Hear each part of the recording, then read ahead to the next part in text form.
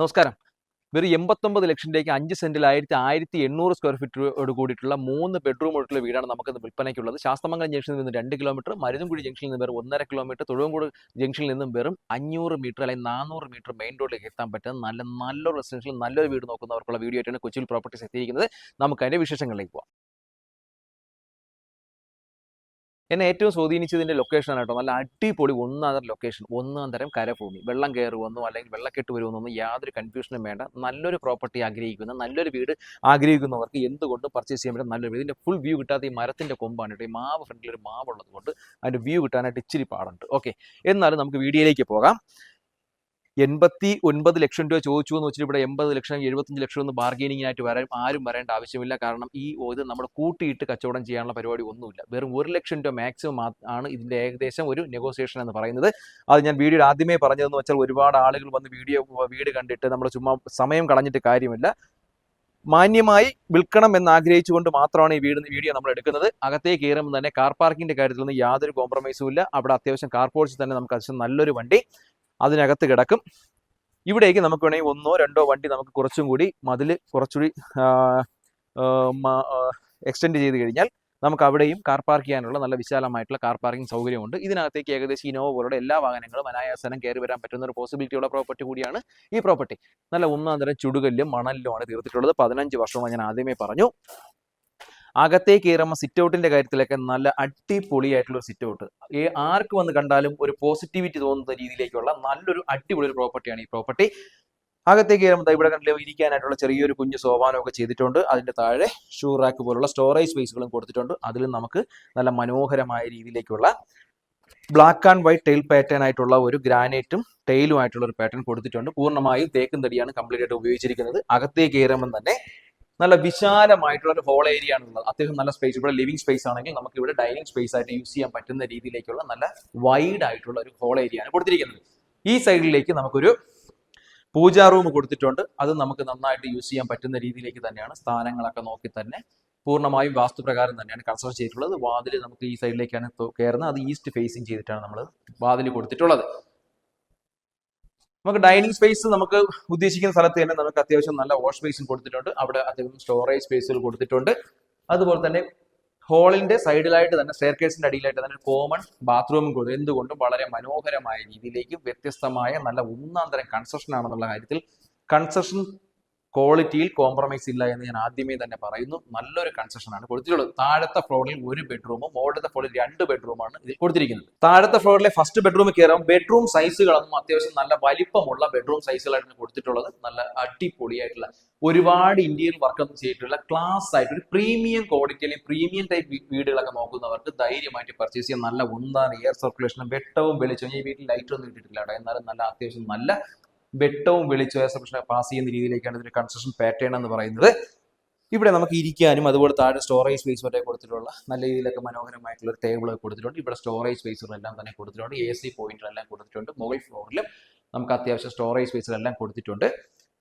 ഇതിന്റെ അഡ്വാൻറ്റേജ് എന്ന് പറഞ്ഞാൽ അത്യാവശ്യം നല്ല സ്പേഷ്യസ് ആയിട്ടുള്ള ബെഡ്റൂം സൈസുകളാണ് കൊടുത്തിട്ടുള്ളത്. ഇവിടെ ഡ്രസ്സിംഗ് റൂമായിട്ട് തന്നെയാണ് കൊടുത്തിട്ടുള്ളത്. അവിടെയും സ്റ്റോറേജ് സ്പേസുകൾക്ക് യാതൊരു കോംപ്രമൈസും ഇല്ല. അതുപോലെ അത്യാവശ്യം നല്ല വലിപ്പമുള്ള ബാത്റൂമാണ് കൊടുത്തിട്ടുള്ളത്. അത് ഒരു 10 വർഷത്തെ പഴക്കത്തിന്റെ ഒരിതേ ഉള്ളൂ. ക്വാളിറ്റിയുടെ കാര്യത്തിൽ യാതൊരു പ്രശ്നങ്ങളും ഇല്ല. അത്യാവശ്യം നല്ല വൈഡ് ആയിട്ടുള്ള ബാത്റൂം സൈസാണ് കൊടുത്തിരിക്കുന്നത്. താഴത്തെ ഫ്ലോറിൽ കിച്ചണിലേക്ക് വരുമ്പം കിച്ചൺ അത്യാവശ്യം നല്ല വലിപ്പമുള്ള കിച്ചണും വർക്ക് ഏരിയയും സെപ്പറേറ്റ് തന്നെ കൺസ്ട്രക്ട് ചെയ്തിരിക്കുന്നു. സ്റ്റോറേജ് സ്പേസുകളുടെ ഒരു കലവറ തന്നെ കൊടുത്തിട്ടുണ്ട്.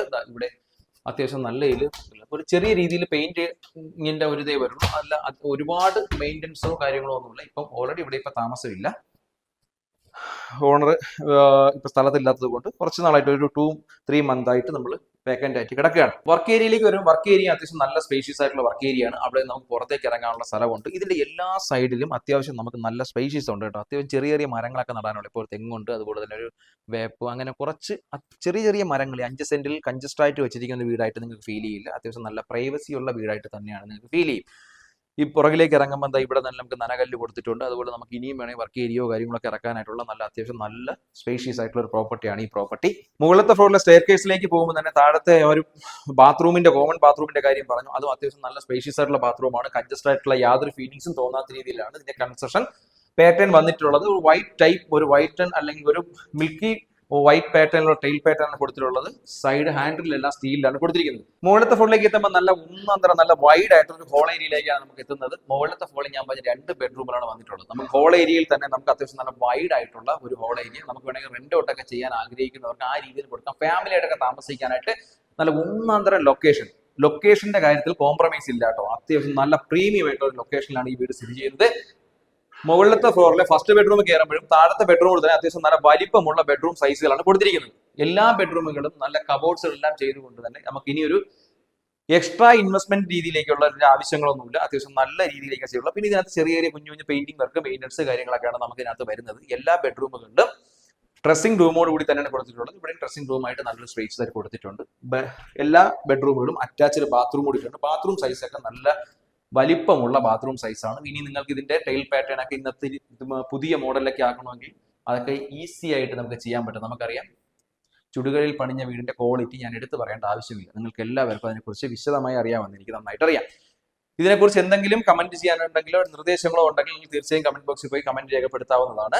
മുകളിലത്തെ ഫ്ലോറിൽ രണ്ടാമത്തെ ബെഡ്റൂമിൽ കയറുന്ന ആ ബെഡ്റൂം അത്യാവശ്യം മറ്റു ബെഡ്റൂമേക്കാളും ഒരു അല്പം ചെറുതാണെങ്കിലും സ്പേഷ്യസിന്റെ കാര്യത്തിൽ യാതൊരുവിധ പ്രോബ്ലം ഇല്ല. നല്ല വൈഡ് ആയിട്ടുള്ള ബെഡ്റൂം സൈസാണ് കൊടുത്തിട്ടുള്ളത്. അതും അറ്റാച്ച്ഡ് ബാത്റൂം കൂടിയിട്ട് തന്നെ കൊടുത്തിട്ടുണ്ട്.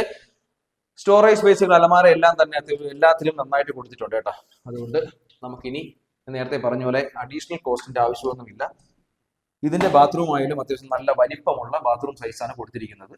എന്നെ ഏറ്റവും സ്വാധീനിച്ച ഒരു കാര്യം എന്ന് പറഞ്ഞാൽ ഈ വീട്ടിന്റെ ഒരു ബാൽക്കണി ഏരിയ കേട്ടോ. നല്ല ഒരു പീസ്ഫുൾ ആയിട്ടുള്ള ഒരു സ്പേസ് ആണ് ഈ സൈഡിൽ കൊടുത്തിരിക്കുന്നത്. നല്ലൊരു റിലീഫ് തോന്നുന്ന രീതിയിലേക്കാണ് ഇത് കൊടുത്തിട്ടുള്ളത്. നമുക്ക് പുറത്തേക്ക് ഇറങ്ങുമ്പോൾ തന്നെ നമുക്ക് നല്ല രീതിയിൽ സോപാനമൊക്കെ കൊടുത്തിട്ടുണ്ട്. അതെല്ലാം നല്ല തടിയിലാണ് പണിഞ്ഞിരിക്കുന്നത്. ഇവിടെ നമുക്ക് നല്ലൊരു സ്പേഷ്യസ് ആയിട്ടുള്ള സ്ഥലമുണ്ട് കേട്ടോ. ഒരു ബാൽക്കണി ഈവനിങ് ഒക്കെ നമുക്കൊന്ന് സ്പെൻഡ് ചെയ്യാനൊക്കെ നല്ല അടിപൊളി സ്ഥലം. അതാ നോക്കിയേ, നല്ല ഒന്നാന്തര റെസിഡൻഷ്യൽ ഏരിയ കൂടിയാണ് ഈ പ്രോപ്പർട്ടി സ്ഥിതി ചെയ്യുന്നത്. നമുക്കറിയാം ഇതിന്റെ ഫുൾ ലെങ്ത് ഈ വീടിന്റെ ശരിക്കും നമുക്ക് ഈ വീഡിയോയിൽ കാണുന്നേക്കാൾ കൂടുതൽ നല്ല ഭംഗിയുള്ളതാണ്. കാരണം ഈ മരം നിൽക്കുന്നതുകൊണ്ട് ഫുള്ളായിട്ടുള്ള ലെങ്ത് ആയിട്ട് നമുക്ക് വീഡിയോ എടുക്കാൻ സാധിക്കാത്തത് കൊണ്ട് നിങ്ങൾക്ക് ചെറിയൊരു കൺഫ്യൂഷൻ ഉണ്ട്. എന്തെങ്കിലും നിങ്ങൾക്ക് അറിയണമെങ്കിൽ കമന്റ് ബോക്സിൽ രേഖപ്പെടുത്തി നമ്മൾ കൃത്യമായി അതിന്റെ മറുപടി തരുന്നതാണ്. ബാൽക്കണി ഏരിയയിൽ നിന്ന് നമുക്ക് സ്റ്റെയർ കേസ് മുകളിലേക്ക് തന്നെ കൊടുത്തിട്ടുണ്ട്. ഈ നമ്മളെ മുകളിലത്തെ ഒരു വിശ്ലേഷണം അറിയാം. അപ്പം നിങ്ങൾക്ക് ഇവിടുത്തെ റെസിഡൻഷ്യൽ ഏരിയയെ കുറിച്ച് അറിയാൻ കേട്ടോ.